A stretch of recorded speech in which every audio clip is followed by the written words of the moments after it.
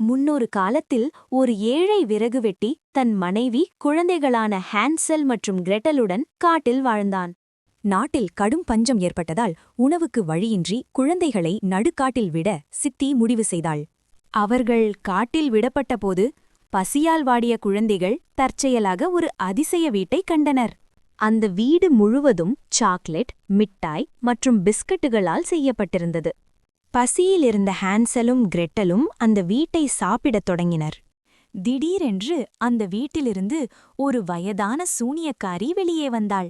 அவள் ஆன்சலை கூண்டில் அடைத்து சமைத்து உண்பதற்காக அவனுக்கு நிறைய உணவு கொடுத்து குண்டாக்கினாள்.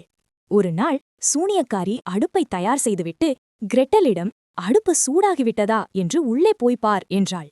புத்திசாலி கிரெட்டல் தந்திரமாக எப்படி உள்ளே செல்வது என எனக்கு காட்டுங்களேன் என்று கேட்டாள். சூனியக்காரி குனிந்து அடுப்பை பார்த்தபோது கிரெட்டல் அவளை தள்ளிவிட்டு அடுப்புக் கதவை மூடினாள்.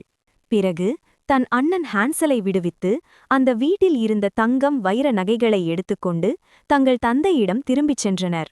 அதன்பின் அவர்கள் மகிழ்ச்சியாக வாழ்ந்தார்கள். ஆபத்தான நேரங்களில் பயப்படாமல் புத்திசாலித்தனமாக செயல்பட வேண்டும். வீடியோ பிடிச்சிருந்தா லைக், ஷேர், சப்ஸ்கிரைப் பண்ணுங்க.